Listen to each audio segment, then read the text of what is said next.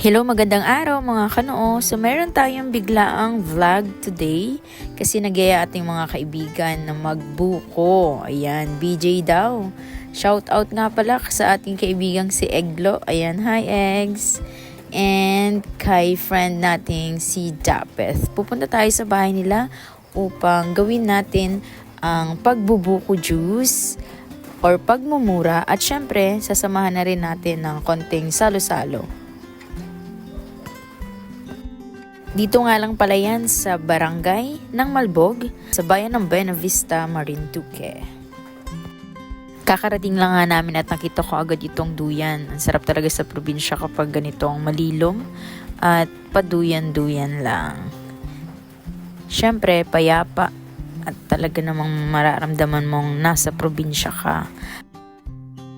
Sinisimulan na nga ni Eggs magkayod ng panggata dyan sa ating uulamin. At syempre, yan ay, ano ba tawag doon? Chicken curry ala Japeth. Pag sama-sama ang barkada, syempre, mas masarap kumain kung boodle fight. At syempre, tulong-tulong sa pagprepara at sa pagluluto ng ating masarap na ulam. Yan, salamat sa ating mga kasama para mas mabilis maluto ang ating lulutuing pagkain.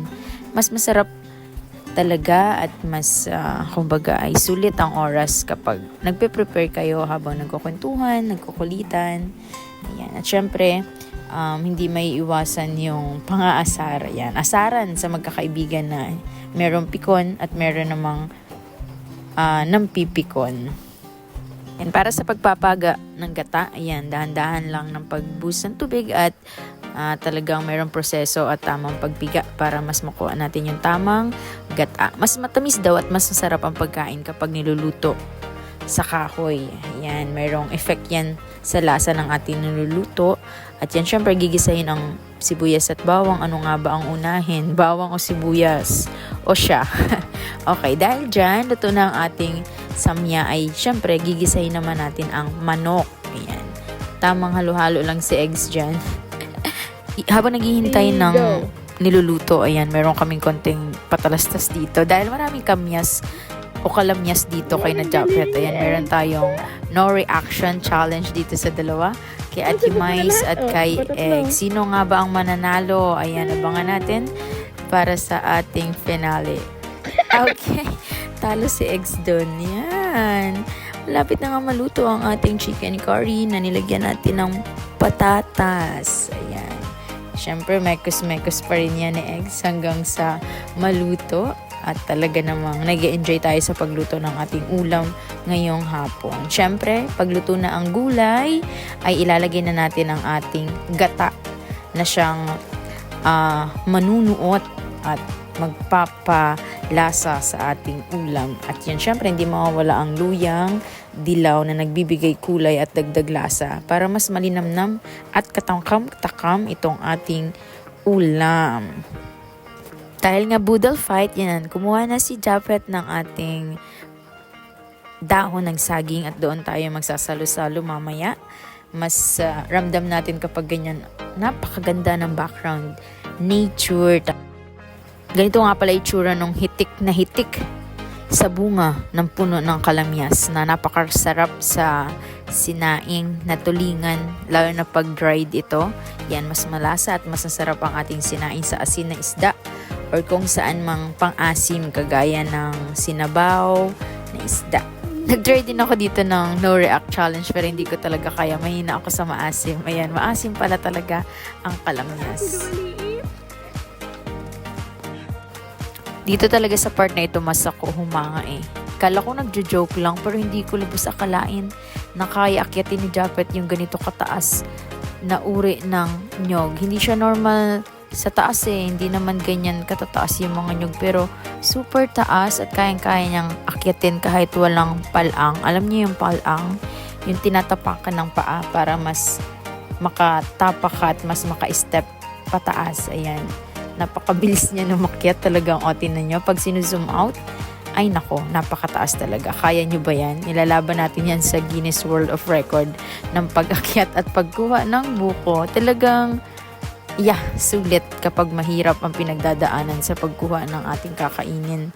Syempre, yung buko na yan, nakailang piraso ba yan? 8 piraso na sulit ang tamis ng sabaw at sakto lang yung lambot at tigas nung mura na kakainin natin.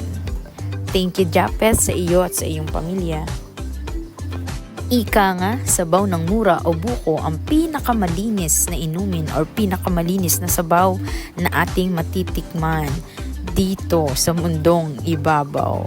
Biglang meron din pala nitong parang variety ng mushroom na to. Ang tawag dito ay amamakol. Ano ba tawag nito sa inyong probinsya, mga kano?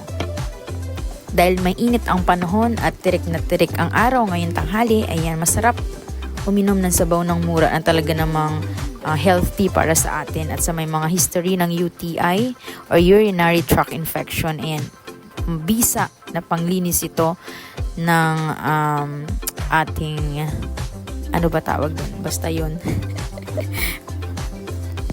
Saktong-sakto talaga yung pagkamura nito. Parang best siya kapag gagawa ka ng buko salad.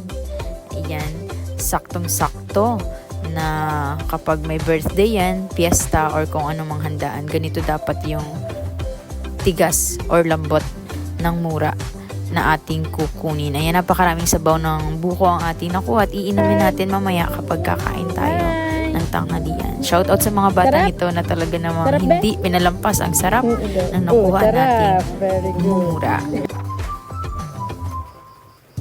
And this is our finished product. Napakasarap, so refreshing, at napaka-healthy inumin o pagkain dito sa ating probinsya. Kung nagtatakam kayo, manungkit na kayo or manghingi na kayo sa kung saan man sino man na merong mura o buko sa inyong karatig. Mas masarap ito pag malamig. Ayan. Okay, food is served. Yan, pray muna tayo bago tayo kumain. Mag-iingat kayo palagi and thank you for watching.